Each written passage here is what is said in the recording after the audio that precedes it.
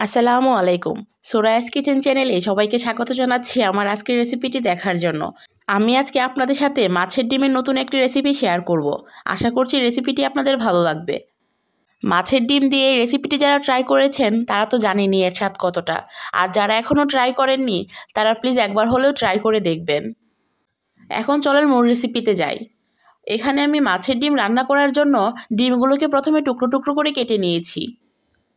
যেহেতু মাছের ডিম রান্না করার পর আরও ফুলে ডাবল হয়ে যায়, তাই এখানে আমি ছোট ছোট করেই কেটে নিয়েছি। তবে আপনারা আপনাদের ইচ্ছে মতো সাইজ দিয়ে কেটে নেবেন। এখন আমি মাছের ডিমগুলোকে সেদ্ধ করার জন্য কড়াইয়ে পর্যাপ্ত পরিমাণ পানি দিয়ে ভালোভাবে ফুটিয়ে নিয়েছি। এখন সামান্য হলুদ গুঁড়া আর কিছুটা লবণ দিয়ে আবারও কিছুক্ষণ ফুটিয়ে নিব। এখন ভালোভাবে ধুয়ে রাখা মাছের ডিমগুলো এক এক করে কড়াইতে দিয়ে দিব। মাছের ডিম রান্না করার জন্য চেষ্টা করবেন ডিমগুলোকে একটু শক্ত অবস্থায় নিতে, নয়তো সিদ্ধ করার সময় ডিমগুলো ছড়িয়ে যাবে। সবগুলো ডিম দেয়া হয়ে গেলে 4 থেকে 5 মিনিটের মতো ডিমগুলোকে ফুটিয়ে নেব, মানে সিদ্ধ করে নেব। যখন ভালোভাবে শক্ত হয়ে যাবে তখন একটা স্ট্রেনারের সাহায্যে ভালোভাবে পানি ঝরিয়ে ডিমগুলোকে উঠিয়ে নেব।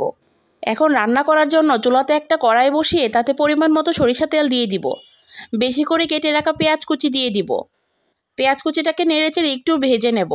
এখানে ভালোভাবে ভাজার দরকার নেই। যখন পেঁয়াজ কুচিটা কিছুটা নরম হয়ে আসবে তখন স্বাদ মতো লবণ আর 1 চামচ আদা রসুনের পেস্ট দিয়ে কিছুক্ষণ ভেজে নেব।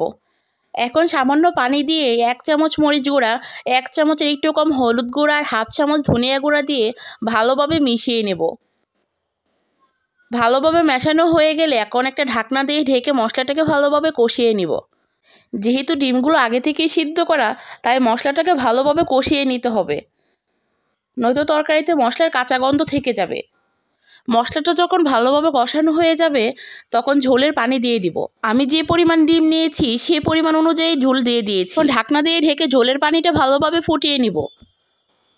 যখন ঝোলের পানিটা ফুটে আসবে তখন একটা বড় সাইজের টমেটো নিয়ে ছোট ছোট টুকরো করে দিয়ে দিব। চেষ্টা করবেন এই পর্যায়ে এসে একটা টমেটো দিতে। এই পর্যায়ে টমেটোটা দিলে টমেটোটা সিদ্ধ হবে ঠিকই, কিন্তু পুরোপুরি মেল্ট হয়ে যাবে না।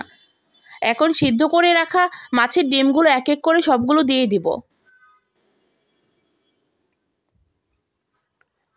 ভালোভাবে উল্টিয়ে পাল্টিয়ে মিশিয়ে নেব।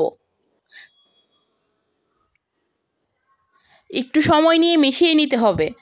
যখন ভালোভাবে মেশানো হয়ে যাবে তখন একটা ঢাকনা দিয়ে ঢেকে কিছুক্ষণ রান্না করে নেব। মাঝে মাঝে ঢাকনা খুলে ভালোভাবে মিশিয়ে দিয়ে আবারও ঢেকে রান্না করে নেব। যেহেতু মাছের ডিমটা আগে থেকে সিদ্ধ করা ছিল তাই রান্না হতে বেশি সময় লাগবে না। এই পর্যায়ে আরও 6 থেকে 7 মিনিটের মতো রান্না করার পর কেটে রাখা কাঁচামরিচ দিয়ে দিব। বেশি করে কেটে রাখা ধনিয়া পাতা দিয়ে দিব। চেষ্টা করবেন ফ্রেশ ধনিয়া পাতাটা দিতে, এতে তরকারিতে সুন্দর একটা ফ্লেভার আসবে। আবারও ঢেকে 1 মিনিটের মতো রান্না করে নিব। রান্না হয়ে গিয়েছে, এখন নামিয়ে নিব। আমি জোর দিয়ে বলতে পারি, একবার যদি এই রেসিপিটা ট্রাই করে খান এরপর থেকে আর মাছের ডিম ভাজি করবেন না, এভাবেই ভুনা করে খাবেন। আমার আজকের রেসিপিটি আপনাদের কেমন লেগেছে কমেন্টস করে জানাবেন। ভালো লাগলে সাপোর্ট করে পাশে থাকবেন। আল্লাহ হাফেজ।